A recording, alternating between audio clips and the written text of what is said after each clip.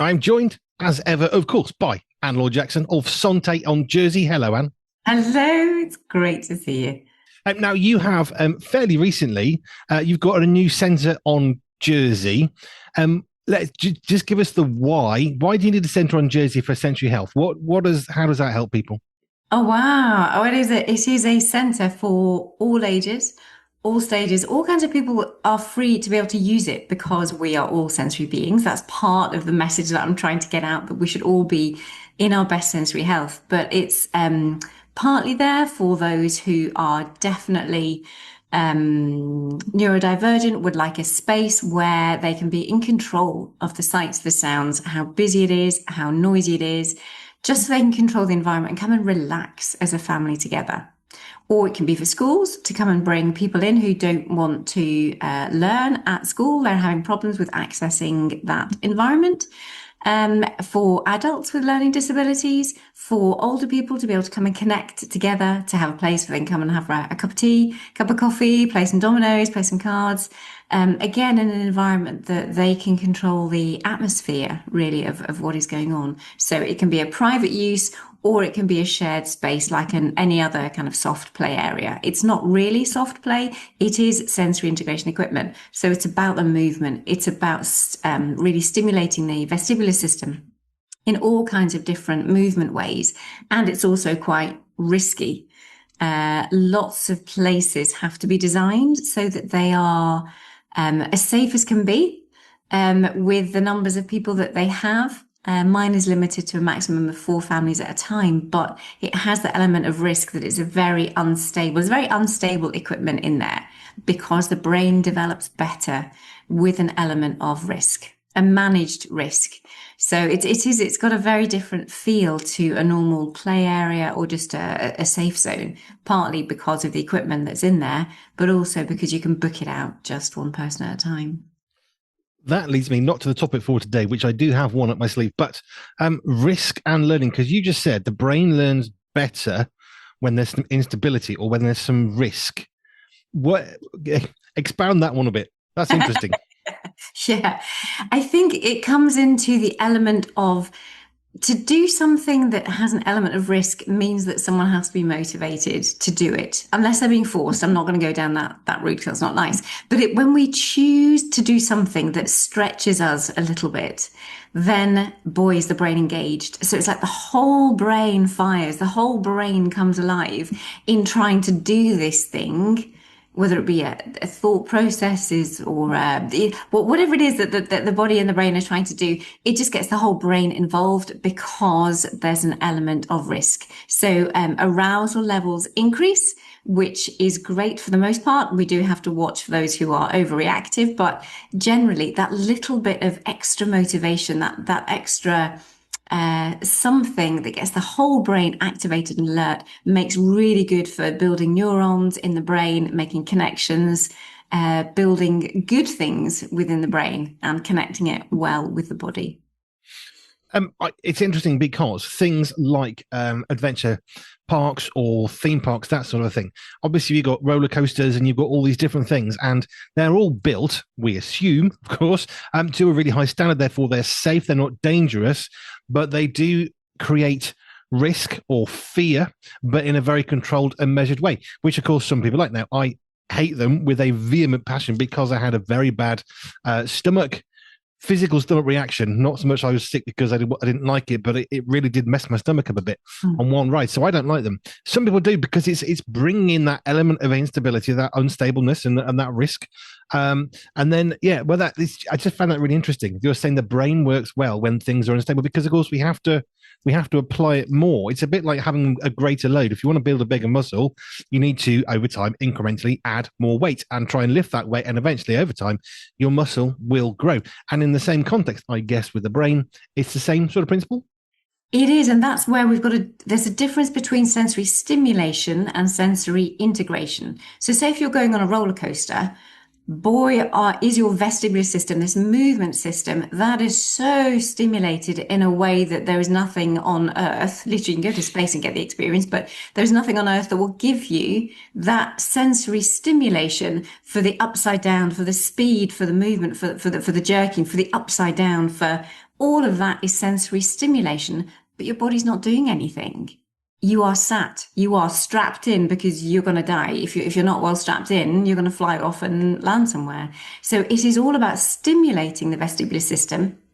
That is different to sensory integration, where I want movement. I want the head to be upside down or to have different experiences, but it is in the context of the body moving with the head. You're not just getting stimulation into the head as you whiz around the place, but your whole sense of self is going with it. So it's having to integrate with what you see, with what you hear, with how you move. And therefore, that is beautiful, really, really lovely for brain development, rather than sensory stimulation, which that's your roller coasters and so on. Right. Topic for today. So we're working through a series at the moment of sensory healthy somethings, places, scenarios, venues, places. I have one for today, which may be a two-parter actually, but I was thinking about sensory healthy bedtime for adults, as in not children. How do we create a sensory healthy going to bed experience? Because, for example, we are led to believe that if you have a mobile phone and you don't apply a blue filter, your brain is then going to be more awake for longer, therefore ruin your sleep. We've been told no digital devices for so long. We're told all these different things, but not from a physical perspective, because obviously your sensory health. From a sensory health perspective, what does a sensory healthy bedtime routine look like for somebody who's older than a child? So 18 plus, really. Yeah, really good question. Individualized has to be the first answer. Curious, when we look at the sensory aspects of the phones and the digital in particular, there may be absolutely no reason whatsoever why you just don't watch those before you go to bed. You do have light. It may affect you, but it might have no effect whatsoever. In which case, if it helps you, then put it on and use it and don't be bothered about it and don't listen to anybody else. So it's finding the things that absolutely work for you. Do listen, because most people give advice, or there is general advice out there for good reason. So I think always go with general good advice, but then apply it to you. Does it work for you or does it not? And if it doesn't, just toss that piece of advice out the window, because it's useless and it's not going to help you. And it's only going to, you're only going to get frustrated going to sleep, because you actually can't get to sleep until you've actually watched what it is you need to. Some people need that routine. But yeah, and it's finding the level of physical activity. I do think there's something to be said about typically not exercising too late to bedtime. That has physiological reasons, but from a sensory perspective, if you do your exercises up until you literally just get into bed, it does help your brain and your body know where your body is, so that it can actually switch off and go to sleep. Because it needs to register where the body is, and then it can switch off. So I would pay attention to sights and sounds and smells. If bath times work for you, use bath times. If exercise works for you, use exercise. If you need certain noises on in the background, then put those noises on. The principles, that's what I always find. The principles are the same for children and adults and older people, but we just apply them differently according to what is specific to that age or to that individual. It's fairly common, really. If you've got a small child, a baby or a 4-year-old, even a 12-year-old child, you will be probably making more efforts to make sure they go to bed on time, to go to bed well, which is why I was saying, how do we help adults have a sensory healthy bedtime experience that's positive? Because we put all the effort in for children, and then we stop somehow between, I guess, school, probably because, well, I've got homework to do, and I could do homework till 1 o'clock in the morning sometimes if there was lots of it. So you have no routine. I know people who go to university and they have zero routine. They are drinking caffeine drinks all through the night just to get the term paper in, or whatever they've got to do, which of course is dreadful. From a physical point of view, physiological, emotional, mental, all that, it's terrible, because we're not designed to work through the night. We're just not. I've done night shifts. They hurt, literally, physically hurt your brain, not headache, just hurts. So that's one thing. And how do we develop better bedtime routines? And it's interesting about the screen thing. I can use a screen till really, really, really late. I've found with palpitations in particular, if I'm staying up awake because I can't go to bed because of my palpitations, I will use a phone. I'll watch something or read something or whatever for a long time. And then palpitations up, get into bed, go to sleep. I've always been that way. Whereas for other people I know, as you pointed out, it can be bad for you. In the same way that caffeine, you can drink caffeine late at night and go to sleep, but then conversely not. Exercise for me, if I do exercise an hour or two before bed, I'm not sleeping. Uh-huh. I'm ready for the next day. I've learned I have learned I don't exercise properly a couple of hours before bed. I'm not talking about walking up the stairs. I'm talking about a cycle or something like that. Yeah. Yeah, because it should, for those of us who are more typical, it will. If you get the oxygen pumping, it's very alerting, it's very arousing. It really puts you in a good place when you do exercise in order to function. So the last thing you would typically think of is doing exercise last thing at night. It's just that there are some of our individuals who will need to do that. And certainly adults, but that is the control that you can have as an adult. There are lots of children being put into routines because the adults think it's a good routine for the child to be in, and the child's like, no, that really doesn't suit. But when you're an adult, you have that control and you have that choice for yourself. So listen to yourself. But don't, if there's things like Red Bull and caffeine or, all of the extra stimulants that are going into your body, then let's have a look at what else is going on from a sensory perspective that might be bugging you. Because sometimes it's actually that the texture of the bed sheets that bugs people, and that they find that there's too many creases, and they can feel those creases, like the Princess and the Pea, the old story that I don't know how many people know that one. So that there's lots of things, and the temperature in the room, adults take control, put it at a temperature that you like it, whether you want it hot or whether you want it cold, rather. Yeah. And you get all that sorted, and then you get married, and then you find somebody that wants to stay awake, not late at night, but get up early in the morning, which is my wife, Jo. Whereas I don't function in the morning at all. I'm quite happy awake and working till midnight. That's fine. That's when my brain works. Jo is converse. We've been married 30 years next year, and we've had to manage that scenario because as much as you can get yourself sorted, being another person, it creates potential tensions, shall we say.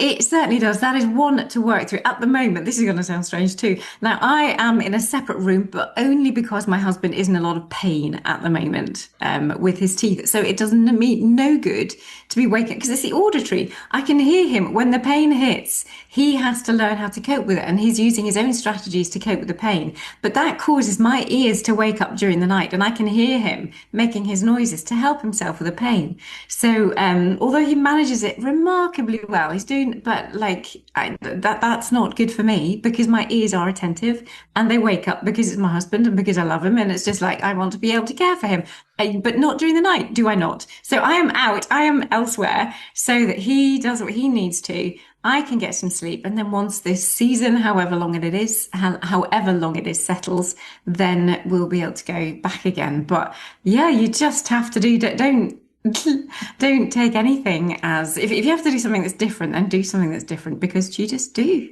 and be happy. Yes. I mean, compromise, yes, to a degree. I think that's quite good in marriages. We need to think about the other person. I think sometimes compromise leads to two people being miserable, which isn't really a great idea. Yes, compromise carefully and righteously. Sometimes don't compromise. It isn't good. Do you know what? We don't need a waterbed. No, I'm going to throw up all over you. There are... Not that we've ever had that one, but that is one that you think, do you know what? No, that's not one to compromise on. I went on. It was a double. I thought, I'll go on a camping. I'll go again camping, and going out and getting a double inflatable, thinking this will be brilliant. Having never had one before, but of course, as soon as my husband moved and I moved too, and I have a sensitive vestibular system, so absolutely that got disposed of very quickly. Thinking, nope, I'm not doing that. Yes, certain compromises are not advisable. I mean, try them out, but sometimes a separate mattress might be helpful, especially in a tent. But anyway, we don't digress. But this is the whole point. As adults, we focus as parents on our children. How do we help them? We have gentle routines. I know some parents, we never bothered, have these lights that gently, slowly go darker and slowly get lighter. We have a light switch on, off, deal with it. And they did. I know, and again, some parents would be very cautious about noises. Like you walk up to the door, oh, shh, don't make a noise. My child's going to sleep. Well, tough. And I never listen to that. Do you know why? Because I'm an adult and I'm not creeping around the house. If the kid can't sleep, then don't have us here for whatever you've got going on. Because again, it's compromising. Everyone's miserable. No one can hear each other. Everyone's saying, what? Pardon? Can't hear you. Get your child to get used to it, because they're going to have to get used to noise. There is, of course, a time when quiet is good. But generally speaking, I think we can be too protective and the children don't learn. I hoovered during the day. Oh, you can't do that. You'll wake the child. Tough. Noise happens. I'm not stopping my life because of it. And that's good. Other compromises, they're really tired, cranky. Okay, we'll let them sleep. So that's a good compromise. But as an adult, it disappears. I guess somewhere between starting secondary school and quite probably ending college or perhaps university, all the good disappears. So then we need to start again. Yeah, because our systems change, our neurological systems change during those teen years. So it's classic. All of the transitions. There's a much later shift into the evening, not for everybody. We actually went the other way with our boys, saying, look, well, actually, if you get into bed a bit earlier, then you'll be able to get up at 5 and 6, which, considering the jobs that our boys started taking on, that worked really well. So we had none of this, staying up through the night, but then we had lots of early mornings instead. So yeah, it's the shifts that happen all the time. And then when you're an older adult, again, in your senior years, sleep changes again.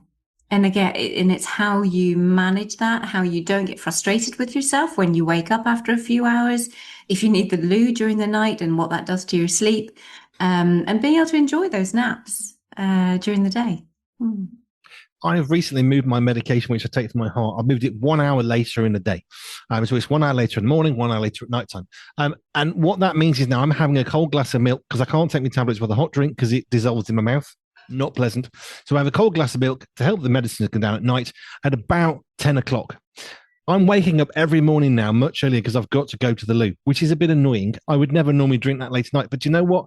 Needs must. So I've got to find a way of being okay with that. I either get really riled up. This is really annoying. I can move my medication earlier. That makes it much more complicated the following day. So this is the best compromise for myself of when to take medication. But it has a consequence. And I think the interesting part about you as a sensory healthy person, which is brilliant, but also the other bit, the occupational therapist part, is you need to get used to the noise. You've got to work with what is, because you can't work with what you want. If you can't get it, you're just going to end up bitter and frustrated. Yeah. And it always comes back to the impact, the emotional impact, because, somebody who's not that well coordinated, in a way, so what? But when they drop something and it hurts somebody, because actually that's their precious vase that they brought back from holiday 20 years ago, and it has sentimental value, there's an emotional impact. And then there's like, well, what about this and what about that? And it has that, everything has an emotional impact. The frustration, the annoyance, and that's the core bit to try and help people with, more than actually the sensory issues themselves, I think. The understanding of the sensory issues brings into a lot more acceptance and hope for the future, and therefore, the emotions can dissipate a little bit, but there's an awful lot of exhaustion and irritability and frustration and anger and all of those things that really do compound a situation and make it so much worse than it needs to be. Here's one thing that we worked out. As I say, we've been married for nearly 30 years. This was a bugbear of Joe. I read a lot. I love reading. And I often read at late night. When I get to bed, a couple of hours, that's normal for me to read, because I'm not really going to sleep when Joe does, because we just have different ways of doing the day.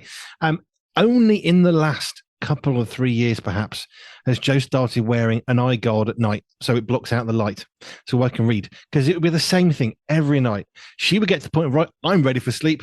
When are you going to turn that light off? I can't sleep. Now, I don't know why we never considered an eye mask, an eye guard, whatever you call it. We never considered that until I had to have one time when I had some sickness and I was sleeping during the day, and I had to have some darkness. And then it's like, oh, well, this is clever. Now we block the light out. Now we can go to sleep. Now we have blackout curtains twice in the room, so we like it quite dark. We've got a DVD player, which sometimes doesn't get turned off. Very rarely watch TV in the bedroom, but the little red light, I put a bit of black electrical tape because it really bugs both of us, so we like it really dark. So when I'm reading at night, I don't know why it's taken us till sort of 26 years of marriage for Joe to say, I can wear an eye mask at night and I can go to sleep and you can read your book and then no one's upset. Why it took us so long, I don't know. But that's also, she has to have a tactile system that can cope with that, because she has to cope with having something on her face that she wouldn't ordinarily be used to. And that's brilliant that she can. So hallelujah. Life is good in the very household. But It yeah, is. yeah, other than that, it's like getting other devices that are not so bright. There's quite a few different things out there now for nighttime from that perspective. But I think definitely the easiest is, yeah, don't change the individual, just the person around that individual. You change if you can cope with having an eye mask, or if you can cope with doing something different, or putting ear defenders on yourself if the other person's making a lot of noise. Brilliant, do it that way. But there are things that we can do. Now, that's not a compromise, I don't think, really. It's just a way of getting through the night, because I like to read and Joe likes to go to sleep. So she'll read for a bit and then she'll go to sleep, put her eye mask on, and that's it. And I'm reading for another hour or two because that's just the way I am. Brilliant. It's not even a habit. I mean, I sometimes think, is it a habitual thing? Do you know what? No, I don't go to sleep quickly at night. Never have. And I've tried and it doesn't work. Joe used to work shifts, as I've worked nights in the past as well. So she's always been very good at going to sleep, which always annoys me because she can get into bed, lie down, and she's asleep. And it's like, what happened? I'm there for 2 hours reading before I'm ready for bed. But that's because we're different. And that's why I'm thinking about adulting and night times and going to bed, because it is important to have a good routine. And as you say, with the seasons of life, it's going to change. Yeah, it is. So we need to consider that. Right. Moving on from bedtime routines, sleeping and waking, which I've sort of touched on a little bit because it's all part of the same thing. And again, as an adult. So alarm clocks. Where do we stand on alarm clocks? Because when I was driving trucks, I had 2 alarm clocks. I had a little one on my bedside table. If you're getting up at 3 or 4 o'clock in the morning and you're not a morning person, it's almost redundant. So I would have a mobile phone back in the day because it was a better sounding alarm. This is like 90s and early noughties. And I'd have that the other side of the room. No one could ring me, but I had the alarm switched on because it was really loud. I had to get out of bed. And once I had my phone in my hand to turn it off, I wasn't going back into bed. So getting up in the morning as an adult from a sleep, how do we make that a better sensory healthy thing? Because we can't always wake up when we would like to. Sometimes we have to wake up when we must do. Yeah, we do. Absolutely. So that is a great one, using that's using the auditory system and using something where you activate immediately your proprioceptors and your vestibular system, and you have to get yourself out of bed. That's great for some people. That would be too many steps to waking up and getting up for some.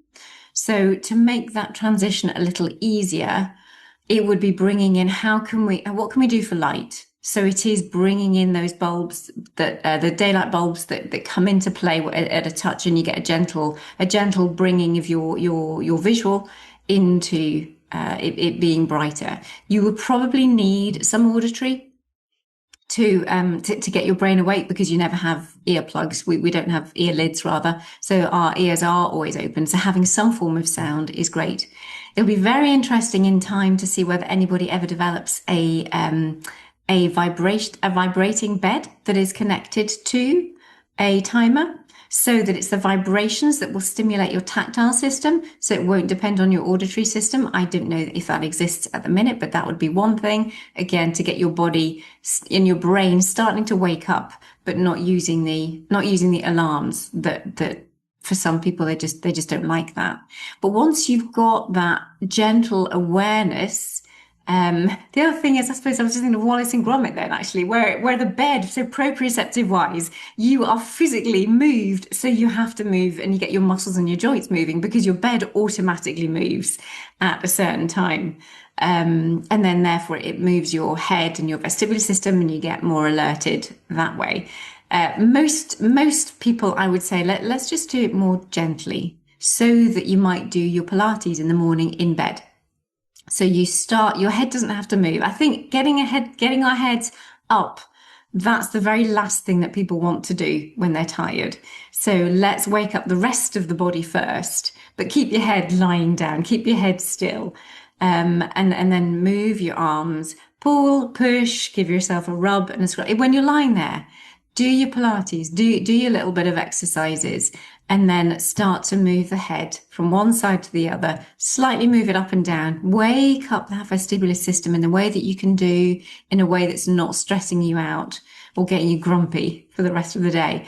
Check the temperature. That's the other thing. You've got to check the temperature of the room if you can. Set your air conditioning if you've got some, or a heater, to make sure that it's the right kind of temperature. But slowly wake up, but use all of the senses so that you can be in as good a place and as happy as a place waking up, rather than being a big bear and that nobody really wants to be around. Well, there is that. So here's my morning routine. It doesn't matter 3, 4, 5, 6 o'clock in the morning starts. It varied quite a lot on the job I was doing, but my mornings, because I wanted to be asleep and I didn't like it. If I could get a job starting at 10, I'd be very happy, but they don't exist in the trucking world, not really. Certainly not back then. So I would want to safeguard every single minute. I knew how long it took for me to go to the loo, to get it, make my flask of tea. Everything was timed down to literally a number of minutes, not 5 to 10. So part of that was I didn't want to mess around with lots of alarms, because that used to annoy me. If alarm goes off and it snoozes, you wake up even more tired. So if I was going to get up, I wanted to get the last possible moment and not lose any more sleep than I absolutely had to, because I really didn't want to get up. So that's why I did it the way I did it. Also because I just didn't like getting up at all. Most days now I don't have to have an alarm. I can wake up, generally speaking, anything from 7 o'clock in the morning, maybe through 9 o'clock in the morning. I don't have to be up by a certain time like I used to, because I work later in the evenings on the radio. But yeah, when I was doing trucking, I didn't want to waste 2 minutes in the morning. So that for me is why I set it the way I did. I also tried to minimize the amount of impact on the rest of my family. Jo wasn't getting up at 4 o'clock in the morning. She never did the dutiful wife waking up with me and making me a cup of tea. Why? I didn't want her to. She didn't need to get up till 8 o'clock, and take the kids to school. So that was never a problem. She didn't need to do that. I also didn't want to wake up the kids. So the less noise over a prolonged period of time for me made the most sense. So that's why I did it the way I did it. Yeah, no, that's great. And a tiny little thing that we have, one of our sons has moved back in, having traveled around and done all kinds of things, back in the household, back upstairs. Again, at starting work, doing jobs that start at 5 and 6 o'clock in the morning. And I would rather not be woken up at that time. Initially, when he first came back, like hearing his alarm, thinking we have to do something here, because yes, I was being woken up at that time and not appreciating it. The simple thing about he puts it on a pillow, that's the simple difference, but it doesn't transmit down the way. It's just like, what can we do from a simple sound perspective to help? If you've got the neighbours, if you've got somebody else in the household, what little things can you think of? Just take a moment and pause and think. What can you do to help that little annoyance that actually, with a bit of thought, like an eye mask, might come to you, if you just give yourself the space to consider your sensory processing and your sensory health? So we lived in a house that was very old, terraced housing. So terraced housing, if you're not quite sure, literally you've got a brick wall between you and your neighbour. Your bedroom goes up to the brick wall, and the other side of the brick wall literally is their bedroom. That's a terraced house for the most part. So next door neighbours, I knew they were there for 6 months. Only they took a very, very short let. They'd sold their house. It was just literally somewhere to live until they got the next house sorted. Fine. But one of them, the son, and I think I actually did make a comment one day to the mother, who said, "I'm so sorry." But the son had his mobile phone propped up against our wall for our bedroom, effectively the other side, and he never, ever answered the phone, and it rang a lot. And I was starting to lose the plot, because our office was against this wall as well. And we're always very considerate about neighbours. We don't want to transfer noise unless we have to. But yes, I think I actually did make a comment of, do you think you could ask him to either answer his phone, stick it on vibrate, or stick it at the other side of the room? Mm-hmm. Oh, I'm so sorry. Because it was actually quite negatively impacting us through a brick wall. Now, that's the next house. That's, I guess, quite unique in the UK. A lot of houses, if they're separated out, that's not a problem. But like you said, the noise can transfer from the room above to wherever you are. So a pillow still works for your son, doesn't work for you in a good way. And yeah, everyone happy. Everyone happy. That's what we want. Jo does have an alarm clock. Once upon a time, she said, "Can I have a really loud alarm clock?" So I actually searched for really loud alarm clock, and I found one that was called the really loud alarm clock. The problem was, whilst the alarm was loud, the buttons were loud. And if she tried to turn it off in the morning, just turning it off before her alarm went, which she could quite frequently do. Jo's always been a wake up like 2 minutes before alarm. I mean, it's amazing. But then she wanted to turn it off. Then she had to creep out of the bedroom downstairs to turn it off whilst covering the speaker, because the off button was so loud, it would still wake the rest of the household. I was very happy when that died. And you didn't have a part to play in its demise, no? No. No, I didn't actually. Just died. I was considering, can I help this pass to the other side of alarm clock heaven? But yeah, no, boot it into the hell of alarm clocks. I've now got an alarm clock where I can have all sorts of noises, which is fascinating. There's the Oh, usual beeps. You can have like seaside noises. There's like the waves, and you can have volumes. It's quite clever. And there's two alarms, and you can have a different noise. So I've forgotten what I've got now. Is one of them a cricket or something? I don't remember what I've got now. I don't use it very often, but it's quite good fun because you can have some fun in the morning. oh, I think that is great. I love that. Maybe I should have yeah. I really like that. I can have a little nosy, play with my phone as well, see Yeah. what other sounds it's got on it now. 'Cause they're always updating sounds, aren't they? So. Oh, cockerel. I have a cockerel sound for the mornings. Oh no, I could not do that. Oh, that would bring back too many memories. Yeah, but it was quite funny. I did like the sort of the we sort of the sea sort of lapping on the shore. That's quite a nice noise. That's gentle. But the thing is, that goes off, and I want to get up for a wee, which isn't quite so good. And that's the thing, it's kind of like you want something to associate something pleasurable, like, so because I love the sound of the waves, but knowing that is telling me that that's time to wake up, I kind of like it, but then I wouldn't like it because that, it's yeah, interesting. Did I ever tell you that we had a donkey that we lived next to, and like, so if anybody has a donkey, like, no, I would destroy that piece of equipment that did a donkey break, because we did not appreciate at all hours of the day and night. The donkey would just bray away. Did you not? What a shock. So we have farm buildings next door. They have grain and they have a fan quite often. I don't know what the fan does, but I guess it's blowing it out. I don't know what it does really, but it's quite a nice low resonating noise. So, I mean, we're on the other side of the house. Peter isn't, my youngest, but it doesn't seem to affect him when he goes to sleep. Now, if something breaks in that thing and it starts to make a squeaking noise, I'll be on the phone to the farmer. But at the moment, the noise is quite nice and gentle, because you mentioned earlier about some sounds can be quite soothing. I had a friend of mine, he couldn't go to sleep unless he had white noise. So he would have a radio, which he never tuned to a station. It was just to the non-station part. So you get sort of the white noise of a radio, not tuned in. And the first time he slept in our house, he stayed overnight. And I thought, what on earth is going on in there? I was like, is your radio broken? No, this is the right thing. Yeah, but it's not actually tuned into a station. Don't you want to like move it a bit more? No, this is what I have every night to go to sleep to. That was interesting. And that's where we look at like brown noise and green noise, and I can't remember the differences, and I ought to, and I will go back and look at it. But there are different names for different types of noises that are just different sounds for different frequencies, and so on and so forth. But I can't bring those back to memory just now. I always wondered with him, if he knocks the radio in the middle of the night accidentally, because it was right next to where he slept, what happens if you accidentally in your sleep tune it to something that's playing like heavy metal at 4 o'clock in the morning? Because you're not sleeping then, are you? If you tune it, if accidentally. Accidentally. If he just knocks it. Yeah, I think that would depend on how much the brain, if it's gone into deep sleep at that point. But yeah, no, heavy metal at that time would certainly wake me up. Yeah. Yeah, that was just a thought. Does he ever knock the radio dial and accidentally just move it just enough so it tunes? It's a fairly low chance because it's not like right in his bed or anything, but it was just fascinating to watch him setting up when he was staying over one night. And I was thinking, your radio's broken. Do you want another one? No, this is what I have every night. And really? Good on him. Well done him. It's just like he knew what he needed. He knew what his ears needed. He was like spot on. It's like, yeah, right behind you, sir. Yeah, that is fine. It was just, is this normal? Is this normal human behavior? Listening to a non-radio station on a radio, but he was happy. Especially for a radio man, that must have been really bizarre. Yes, I wasn't in radio at the time, but yeah, it was. What are you doing? Okay, so we've been looking today. I've written it down for once. Bedtime routines for adults, because I think it's important.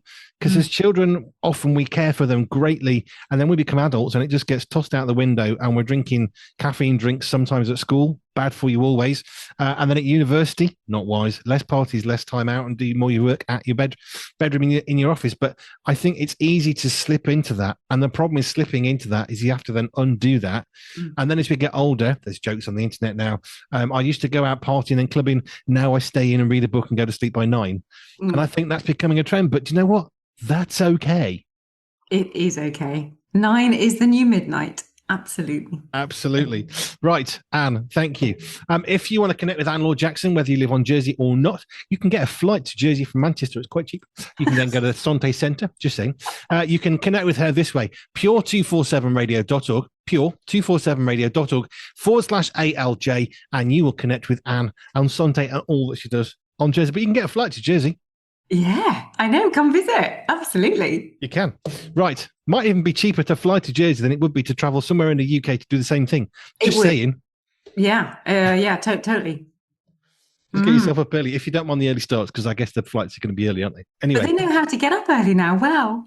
They do. And how to go to sleep, which is the whole point. Right. Anne, thank you. That's great. See you next time.